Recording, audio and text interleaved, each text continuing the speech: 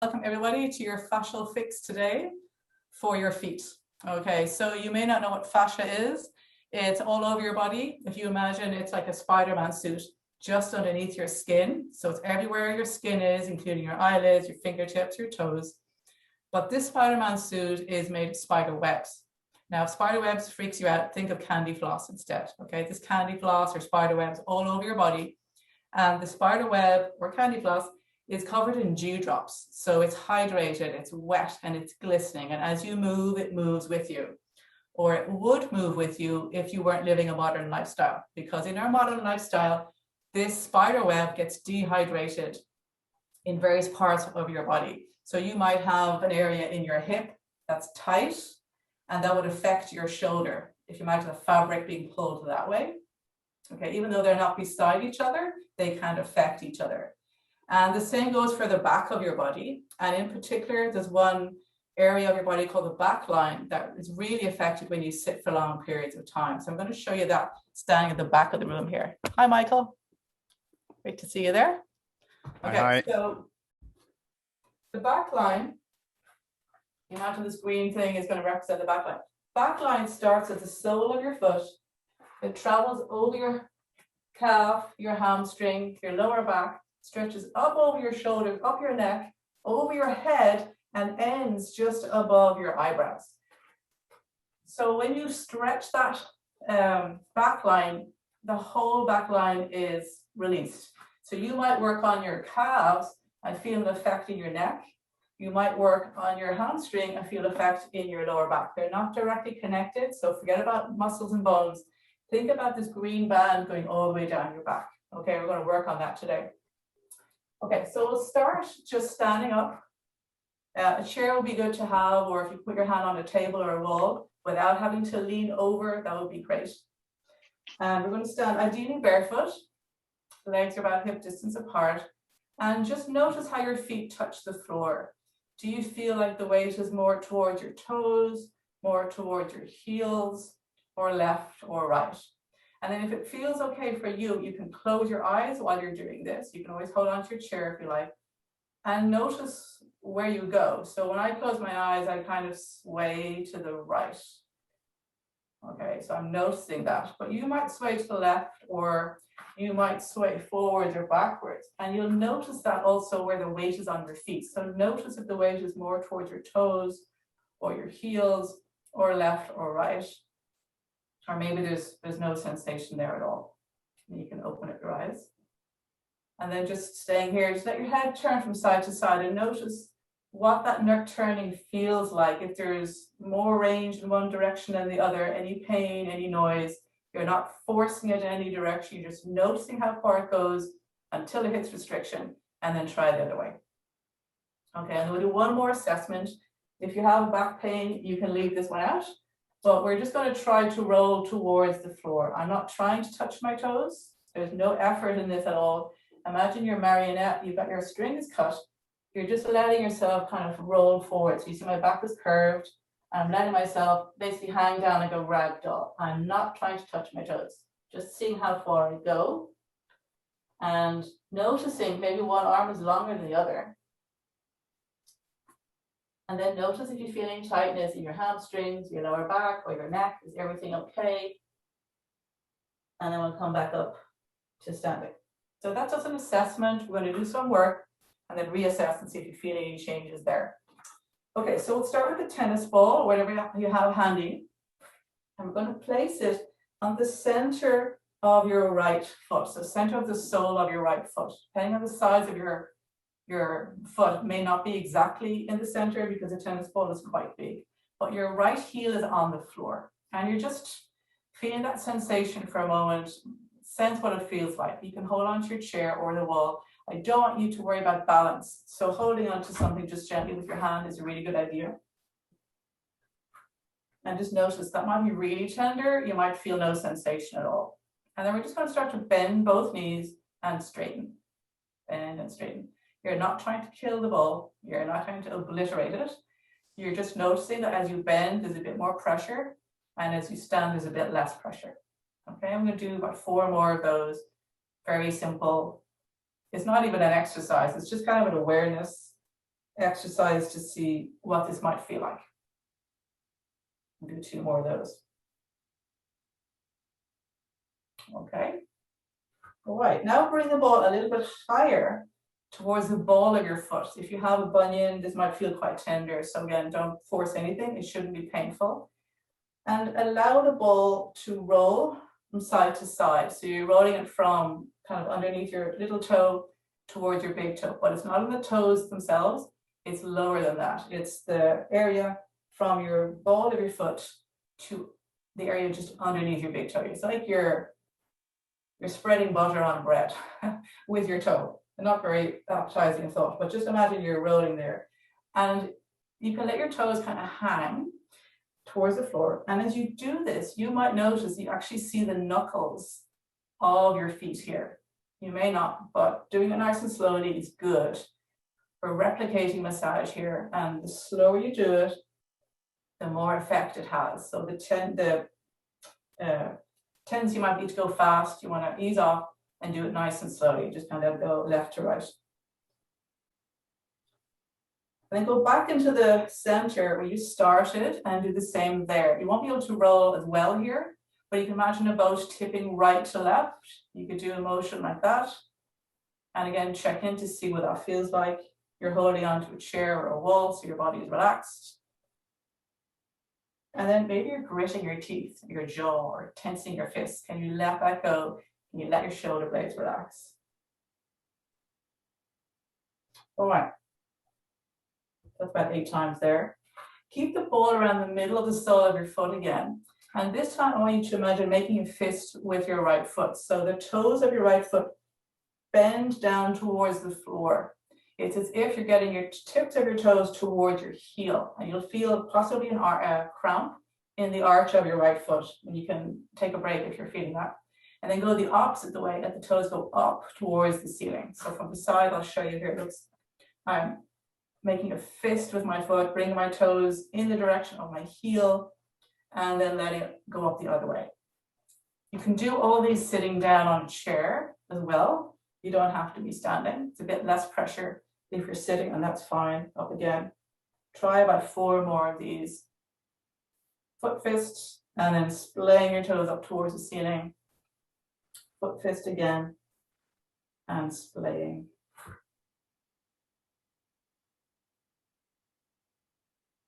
And kind of notice what it feels like, because we're going to compare it on the other side in a minute. Okay, so that's about 8 of those. And then we'll finish off, or actually we'll do the heel first. So bring the ball towards your heel now. The ball of your foot is on the floor. And just let your heel go a little bit from side to side. So you should feel the ball physically rolling a little bit from side to side, as if it's massaging left to right over your heel. Do about 8 of these. Very small, very gentle moves, but I promise you, you'll feel fantastic afterwards. And then stop in the middle and just push down into the heel and off again. So you're pushing your heel down into the ball and off. Again, it's not your maximum effort. It's just a little bit more pressure on the ball than before. A little more pressure and then ease off. Do a couple more of those. Okay, and we'll finish off this side by, I'm going to turn around, but you don't have to, just so you can see it a bit better. I'm going to roll the ball from my heel to my toes and to my heel to my toes. And you can go up the center of your foot to begin with. And then you can go to the side. You might lose the ball, that's fine. And the same on the other side. And you can kind of drag your foot over the half one that you have. Yeah.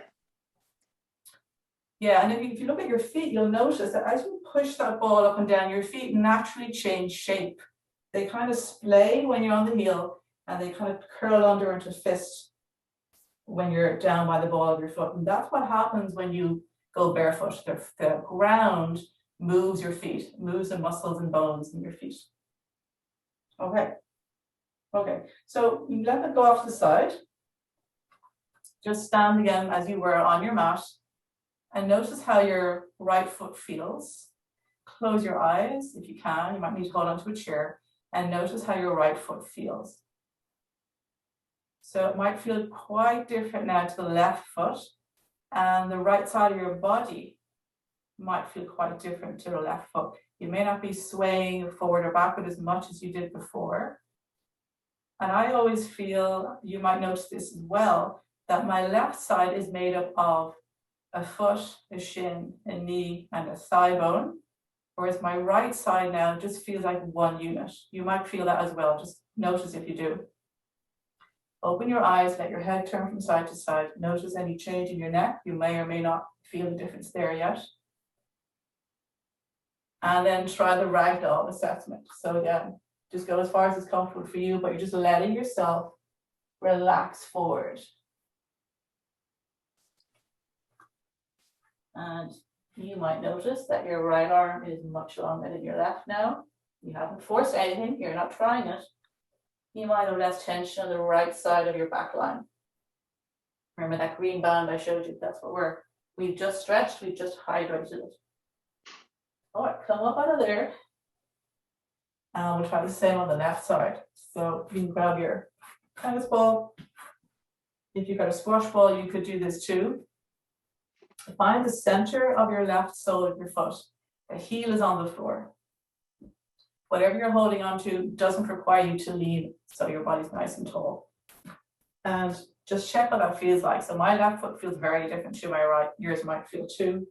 It's a bit more tender, so you're not causing any pain. You're just aware of the pressure it's causing. We'll start to bend the knees and straighten, and we'll do that 8 times. Now this in itself is going to start to stretch the muscle that goes underneath your calf towards your heel. So if you have plantar fasciitis, this will be a good one to do. Maybe do it with a smaller ball than a tennis ball and work up to it. But it should definitely take the pressure off that for you. Just 3 more of those. All right. And then keeping the ball where it is, let your foot kind of rock from side to side like a boat, like a rowing boat, tipping to one side and the other. So the outside of the foot tips the floor, inside of the foot tips the floor. Notice what's it like. Does it feel tighter than the other side? Does it feel looser? Any pain or discomfort? Does it feel okay? And if there is discomfort, you might be holding in your shoulders or your fists or your jaw. You might even be switching on your quads, your thighs. So notice if you're tensing somewhere else in your body. All right, bring the ball down a bit further up your foot towards the ball of your foot. Heel is still on the floor. And just check that, see what it feels like. If you have a bunion, again, this can be very tender. So go easy. And then roll the ball. Let the ball move from the ball of your foot here towards the outside of the foot. You're not on your toes, you're on the kind of sole of your foot just underneath your toes. And if you look down, you might see the knuckles of your left foot articulating, being articulated by virtue of the tennis ball rolling through.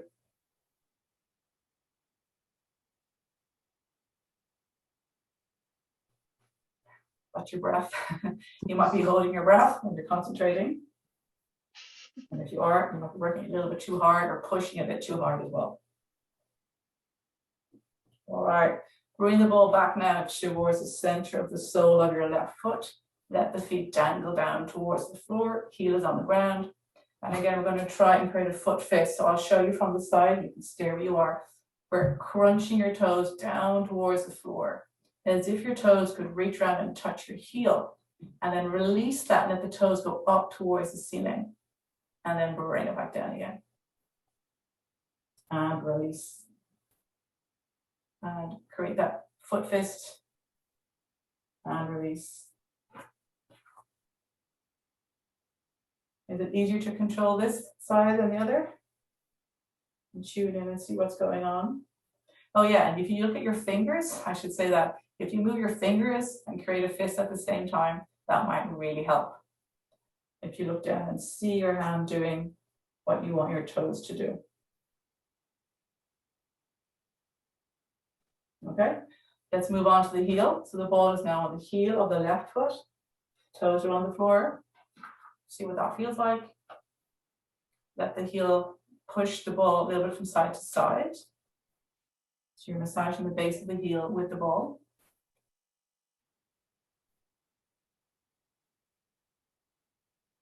and then bend the knees 8 times, bend and straighten. So it's like you're wearing a high heel here, or a couple of inches of a heel anyway. A little bit of pressure into the ball, just by virtue of your bending the knees, you're not pressing down too hard.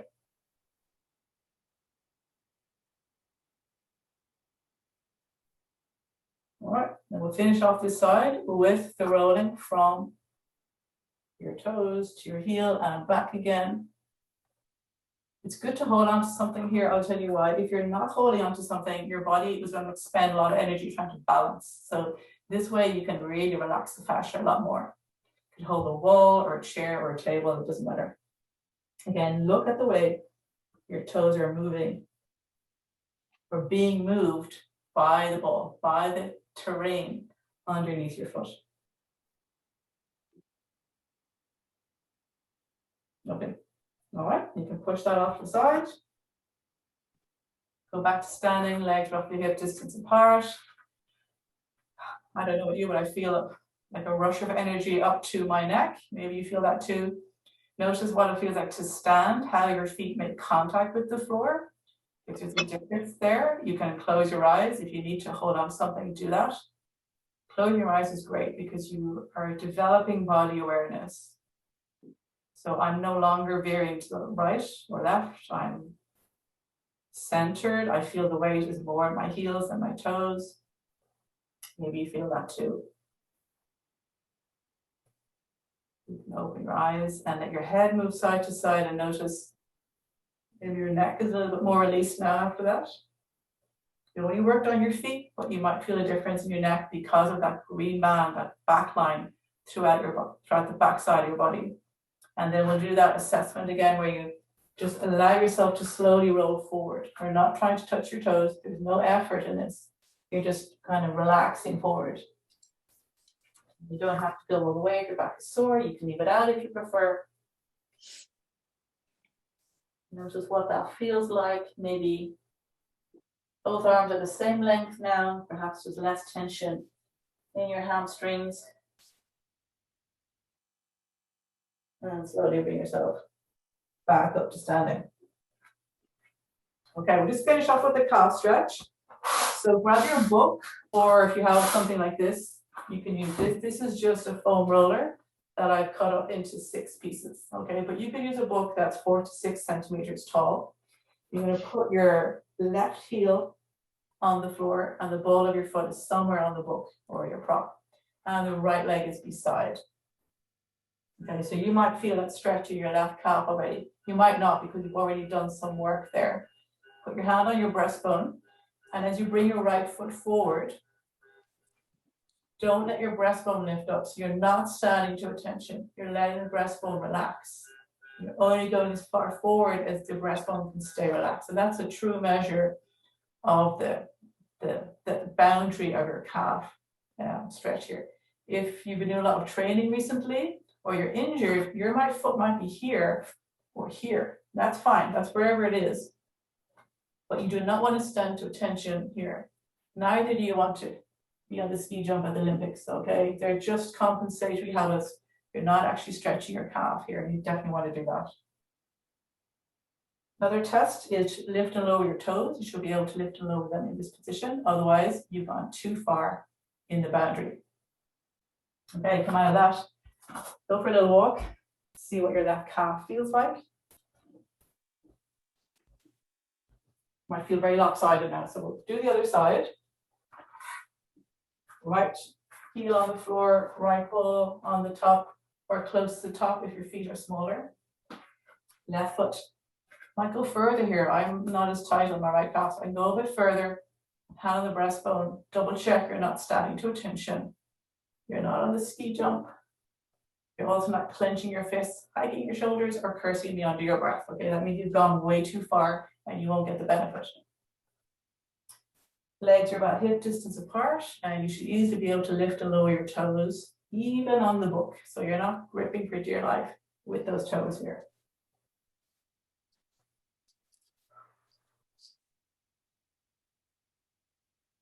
All right, come out of that. Over the walk, you stretch both calves now, so hopefully that feels a lot like it. You might feel a sense of release in your neck. So go back to letting your head turn. Let me feel some improvement there. And I'm just going to throw it out there, just that you know you have the option to do both feet. I'm not going to have time to do that now, but this is something I do at all the sinks at my home, and I love to throw in lifestyle changes. So you can do your calf stretches every day, fantastic. But if that's all you do, you might undo the benefit when you then stop doing exercise. So you can bring in lifestyle changes like putting something like this in front of your sinks. Every time you wash your hands, you're going to be stretching your calves. You don't have to do two at the same time. You can wash your hands on one side, dry your hands on the other, and you'd be amazed how quickly you get used to this. When the book is not at your sink, you might actually go looking for it. So yeah, I hope that really helps with your neck. I'd like to check in with you now and just see how you're feeling after that.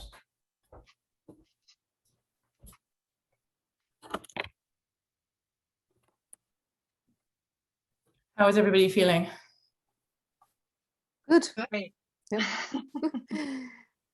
So Feel more definitely looser. Yeah. Looser? Yeah. Any closer to the floor after? I definitely feel that my 2 feet are much more grounded. They and I can feel the floor better. Brilliant. Yeah. Cool. And what about the touching your toes? Not touching your toes, but kind of going forward. Did you notice any difference there?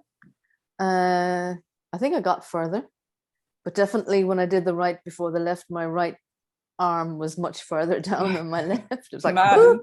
It's mad. It really is Yeah. crazy. Yeah, it is crazy. Mindy, you felt that too?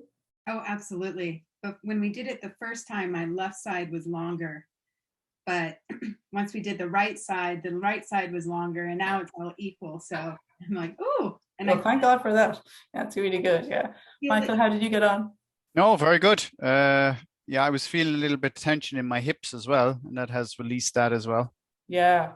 Yeah, so it's the So- whole back line. That's the beauty of it. You can just work at your feet, have it at your desk, even sitting at your desk, and massage the soles of your feet, and you'll start to help your hips and your back and your pelvic floor and your neck. So you get a lot of bang for your buck for the amount of work you do.